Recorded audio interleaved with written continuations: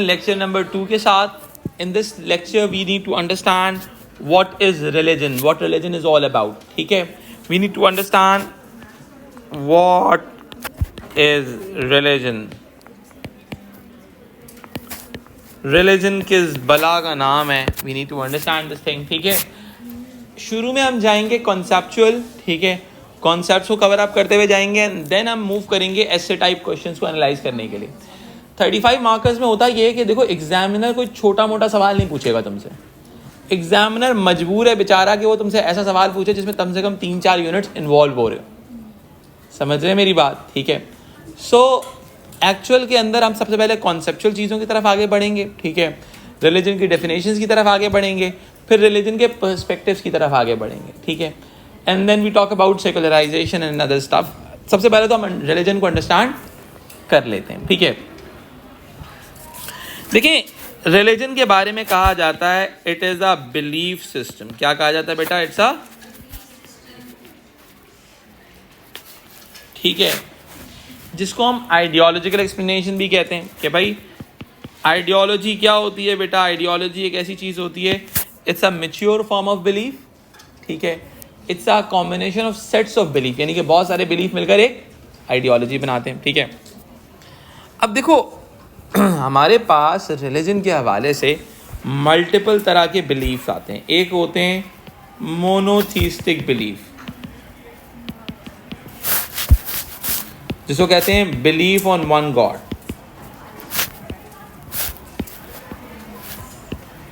यानी कि एक खुदा पे यकीन रखने वाले रिलीजन। ठीक है, क्रिश्चियनिटी हो गया, इस्लाम हो गया, these are the religions who are having believe on one God. ठीक है, फॉर एग्जाम्पल इस्लाम। ठीक है, फिर आगे आते हैं now then we are having polytheistic beliefs. ये मोनोथीस्टिक बिलीव्स थे, पॉलीथीस्टिक बिलीव।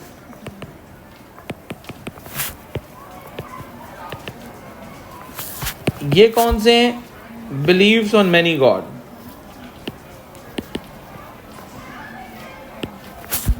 इनके मुताबिक बहुत सारे खुदा एग्जिस्ट करते हैं मुख्तलिफ कामों के लिए। Like Hinduism is an example of polytheistic belief.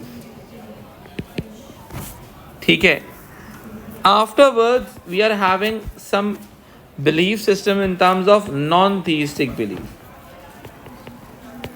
जिनको हम ईथीस्ट भी कहते हैं। ठीक है,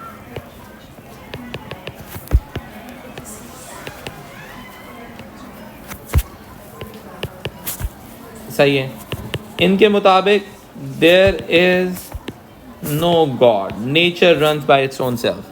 ठीक है, ऑटोमेटिकली क्या हुआ, रिलीजन को एक्सप्लेन करने का हमारे सामने जो तरीका आया वो आया कि we can explain religion through its belief system. ठीक है, कई मर्तबा रिलीजन को हम बिलीफ के बाद जो एक्सप्लेन करते हैं, वो अंडरस्टैंड करते हैं, वो एक्सप्लेन करते हैं अपने पास थ्रू द प्रैक्टिसेस, कि रिलीजन को हम उसकी प्रैक्टिसेस से भी एक्सप्लेन करते हैं। ठीक है, लाइक क्रिश्चियनिटी के अंदर बैप्टिज्म की एक कुछ प्रैक्टिसेस होती हैं, इस्लाम में प्रेयर्स होती हैं, पर्टिकुलरली द कॉन्ग्रीगेशनल प्रेयर्स जिनको हम कहते हैं। ठीक है, so automatically these are the practices. ठीक है, थर्ड रिलीजन को एक्सप्लेन करने का तरीका होता है we can explain religion through its organisation. ठीक है, हम उसकी ऑर्गेनाइजेशन के थ्रू और इंस्टीट्यूशनल लेवल के थ्रू भी एक्सप्लेन करते हैं रिलीजन को।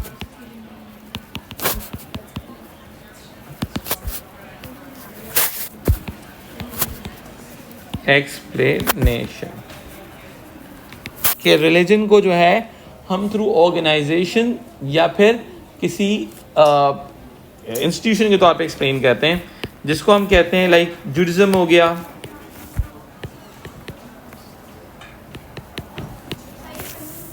ठीक है, इस्लाम हो गया।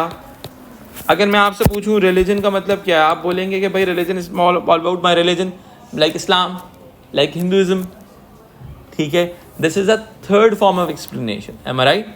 तो automatically religion again it's a subjective matter.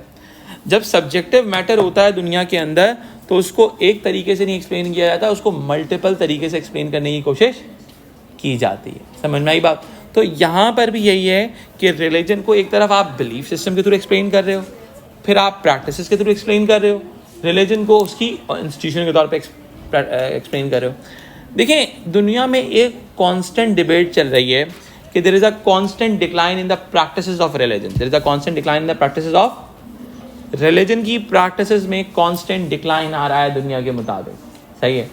अब ये जो कांस्टेंट डिक्लाइन आ रहा है दुनिया की नज़र में रिलीजन के हवाले से, उस कांस्टेंट डिक्लाइन को टैकल कैसे करना है एक बहुत बड़ा क्वेश्चन मार्क है। समझ आई बात?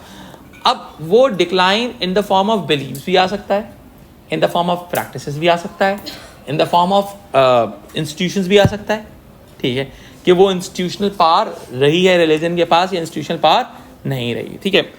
इसी चीज़ को मैं थोड़ा सा आपको एक्सप्लेन करता हूँ। देखो रिलीजन की जो पावर थी ना, देखिए हमारे पास यहाँ पर एक थ्योरिस्ट आते हैं, उनका नाम है कॉम्ट। इनकी इस बात को समझने से बाद से ना आपको बहुत सारी चीज़ें क्लियर हो जाएंगी। मैं कॉम्ट की इस थ्योरी का सहारा बहुत ज़्यादा लूँगा अपनी चीज़ों को एक्सप्लेन करने के लिए, ठीक है। कॉम्ट ने कहा था कि दुनिया का एक फेज़ था जिसको हम कहते हैं थियोलॉजिकल फेज़, एक ऐसा फेज़ जिसमें रूल ऑफ रिलीजन एग्जिस्ट करता है, ठीक है। अब ये रूल ऑफ रिलीजन वाला जो टाइम पीरियड है ये pre modern time period consider किया जाएगा। Societies were divided on the basis of religion, societies were divided on the base of religion. Muslims हैं अरब्स में, क्रिश्चियंस हैं यूरोप के अंदर, सही है, रोमन्स के नाम से, पर्शिया में पर्शियंस हैं, ईरान साइड पे the whole societies were divided on the basis of religion, सही है। यानी कि the religion was a primary source to explain the society, am I right wrong? ठीक है। अब सिलसिला क्या होता है बेटा, बहुत ही सिंपल सी बात है, सही है। अब दुनिया क्या हुई बेटा, रूल ऑफ रिलीजन एग्जिस्ट कर रहा है, the societies were divide on the basis of religion, societies were divide on the basis of religion, सही है। फिर दुनिया में क्या हुआ, यानी कि रिलीजन की इंपॉर्टेंस सबसे ज्यादा होगी। The societies were divided on the basis of believes, the societies were divided on the basis of practices, the societies were divided on the basis of institutions, am I right? Everything is divided on the basis of religion. Clear होती है बात? ठीक है। But now if we talk about the whole change in the world, Comte के मुताबिक एक पहला phase आया मेटाफिजिकल टाइम पीरियड। क्या आया बेटा? मेटा फिजिकल टाइम पीरियड, ठीक है। Science challenges the religion, the science challenges the, science ने रिलीजन को क्या किया बेटा? चैलेंज किया। रैशनलिज्म, एनलाइटमेंट आ गया, ठीक है। अब automatically the science challenges the religion, it means कि भाई साइंटिफिक जस्टिफिकेशंस आगे आना शुरू हो गई, Darwin's theory of human evolution आ गई, बिग बैंग थ्योरी आ गई, अब जंगें शुरू हो गई साइंस और रिलीजन के दरमियान, ठीक है। फिर दुनिया में पॉजिटिव टाइम पीरियड आता है। कॉम के मुताबिक इसके अंदर रूल ऑफ साइंस जनरेट हुआ। क्या हुआ बेटा? रूल ऑफ, ये थ्योरी बहुत काम की है, ये शुरू से लेके आखिर तक काम आएगी, ये समझ में आनी चाहिए आपको थ्योरी। यानी कि रूल ऑफ साइंस डेवलप हुआ, रैशनलिज्म एनलाइटमेंट का एरा डेवलप हो रहा है, Darwin's theory of human evolution आ रही है, बिग बैंग थ्योरी आ रही है, समझ में आई बात?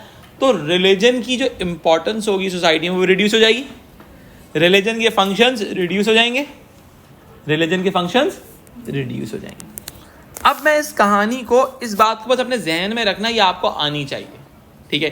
कहीं पे भी आपको नजर आया कि importance of religion is declining, तो इसके पीछे जो आर्गुमेंट आपके जहन में आना चाहिए वो ये आना चाहिए कि जब मॉडर्निज्म डेवलप हुआ तो रिलीजन की इंपॉर्टेंस खत्म हो गई, इंडस्ट्रियलाइजेशन के बाद रिलीजन की इंपॉर्टेंस खत्म हो गई। क्योंकि देखो एक्चुअल में अगर आप बोलो यूरोपियन हिस्ट्री के अंदर अगर आप देखते हो ना इस चीज़ को, तो क्या चीज़ नज़र आती है? देखो उनके चर्च ने ना उनको नुकसान पहुंचाया था, इस वजह से उन्होंने कहा कि भाई चर्च को सबसे पहले बंद कर दो, चर्च के लिए एक बनाओ, वेटिकन सिटी बनाओ, उनसे बोलो यहीं पर रहो, जो करना है यहाँ पे करो, हम तुम्हें नहीं छेड़ेंगे, बाकी दुनिया को नहीं खराब करना।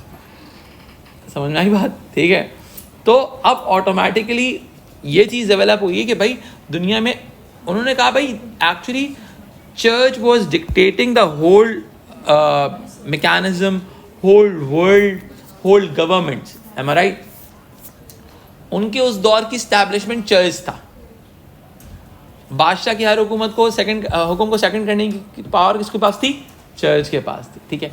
तो एक्चुअल में यूरोपियन हिस्ट्री के अंदर ये मैकेनिज्म डेवलप होता है। अब दूसरी तरफ अगर मैं इस्लामिक हिस्ट्री की बात करूं तो ये जो प्री मॉडर्न सोसाइटी थी इस्लामिक हिस्ट्री एरा की, वो जो एज था उसके अंदर डेवलपमेंट्स हुई हैं बगदाद के अंदर, समरकंद, बुखारा के अंदर। ठीक है। लेकिन जब हिस्ट्री लिखी गई तो हिस्ट्री के अंदर उसको वाइट ऑफ कर दिया गया। सही में सिंपल। तो वो हिस्ट्री के अंदर वो चीज़ ख़त्म हो जाती है बिकॉज उसने, क्योंकि हिस्ट्री जो डेवलप हुई, देखो जो जीतता है ना वो हिस्ट्री लिखता है, याद रखना। अगर तुम जीतोगे तो तुम अपनी हिस्ट्री से कहानी स्टार्ट करोगे। यूरोप जीत गया था, यूरोप ने अपनी हिस्ट्री से कहानी आगे बढ़ाना शुरू की। समझ आई बात? क्लियर हो गई बात?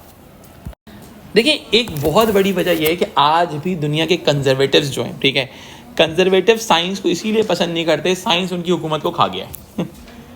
बिकॉज इंडस्ट्रियलाइजेशन के लिए साइंटिफिक रीजनिंग ज़रूरी थी।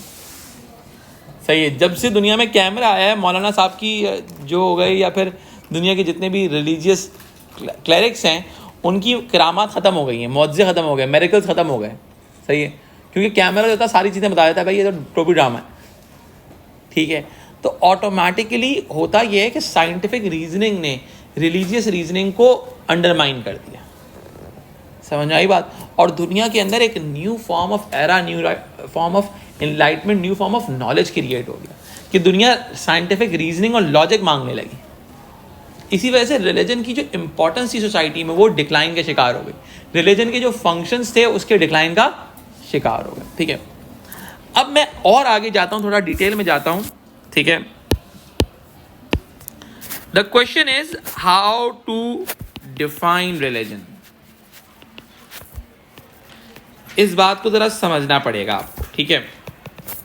देखिए I can define religion through its functions, कि सोसाइटी में ये बहुत क्यूट से फंक्शंस परफॉर्म करता है।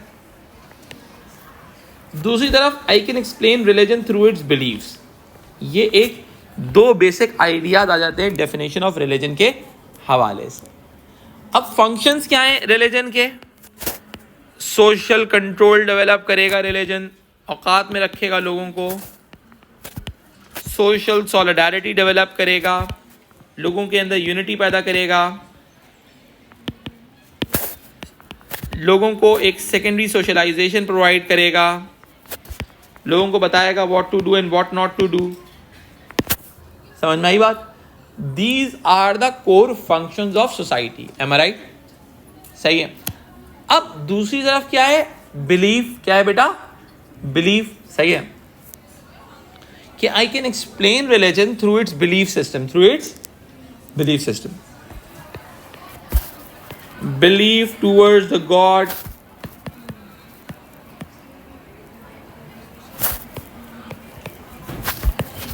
or something supernatural,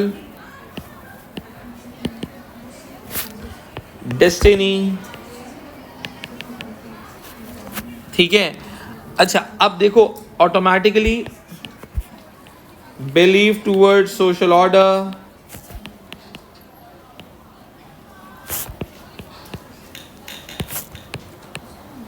अगर मैं बहुत ही सिंपल सी बात करूं, अब देखो तुम्हारे अकल क्या कहती है, यानी कि इट्स मोर अबाउट आइडियोलॉजी ना, इट्स मोर अबाउट आइडियोलॉजी। देखो याद रखना बेटा, एक बहुत ही सिंपल सी बात बताता हूं आपको। अब जितना आप लोगों ने पढ़ा हुआ है, ठीक है, अब आपकी अंडरस्टैंडिंग इतनी होनी चाहिए कि अब फंक्शंस वाली बात कौन करेगा? फंक्शंस वाली बात करेंगे बेटा आपके functionalist,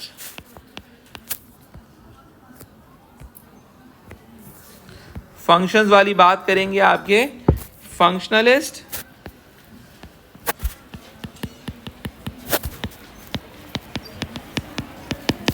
ideology, religion as an ideology explain करेंगे आपके Marxist.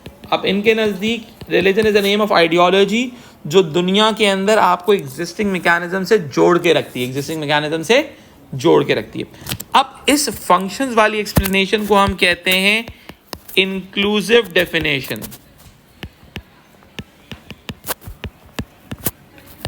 Definition of religion.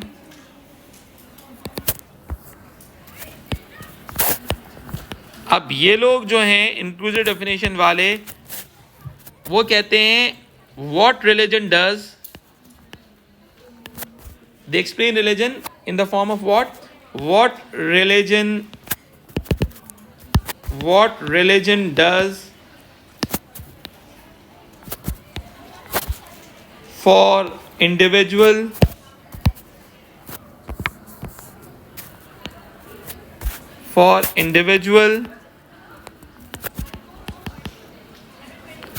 And society. यानी कि इन एक आम आदमी के लिए और सोसाइटी के लिए रिलीजन क्या करता है, फंक्शंस की बात करते हैं। क्या करते हैं बेटा? फंक्शंस की बात। दे explain religion through its functions, दे explain religion through its functions. ठीक है, फिर हमारे पास आ जाती है exclusive definition of religion. Inclusivity का मतलब क्या है? इंक्लूज करना उसके फंक्शंस को, इंक्लूड करना उसके फंक्शंस को। ठीक है, फिर आ जाती है हमारे पास exclusive definition of religion.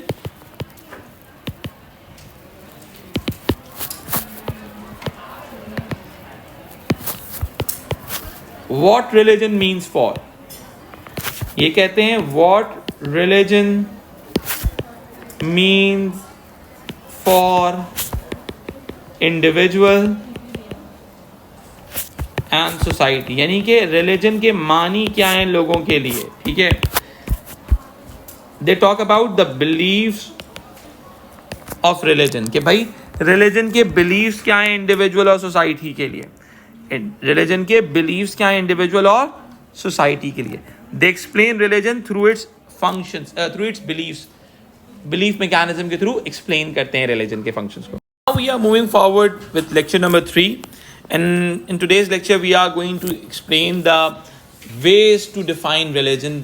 Religion की जो डेफिनेशन थी उसको हम फर्दर लेवल पे डिफरेंट सोशियोलॉजिस्ट के साथ आगे बढ़ाएंगे। ठीक है, देखिए एक्चुअली देयर इज नो